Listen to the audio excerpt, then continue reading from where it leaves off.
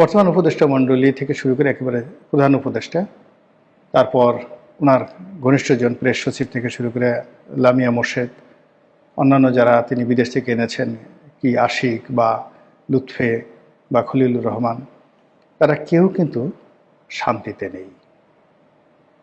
সবার মনের মধ্যে একটা ভয়, একটা আতঙ্ক, এবং এই মুহূর্তে তারা বাংলাদেশে বন্ধুহীন।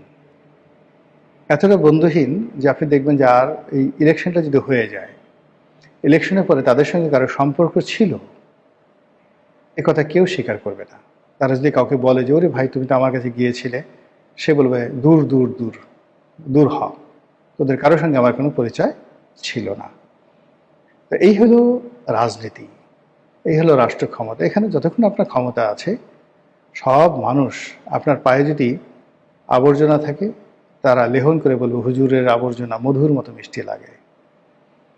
আর যখন আপনি বিপদে পড়বেন, কাউকে যদি বিপদগ্রস্ত অবস্থায় নিজের সব কিছু দান করতে চান, টাকা পয়সা বাড়ি জমি জিরের সব কিছু, যে আমাকে একটু আশ্রয় দাও, কেউ আপনাকে আশ্রয় দেবে না। যেভাবে গাদ্দাফিকে দেয়নি, যেভাবে আপনার আইয়ুব খানকে দেওয়া হয়নি, ইয়াহিয়া খানকে দেওয়া হয়নি, টিক্কা খানকে দেওয়া হয়নি, সাদ্দাম হোসেনকে দেওয়া হয়নি।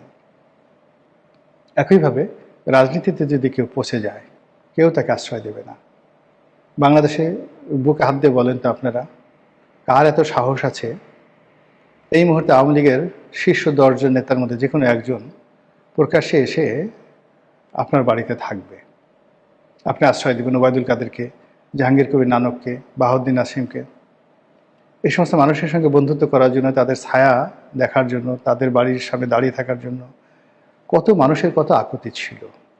সেই স্বরাষ্ট্রমন্ত্রী আসাদুজ্জামান খান কামাল থেকে শুরু করে আরও অনেকে গত 15 বছর ধরে কত মানুষ তাদের দালালি করেছে।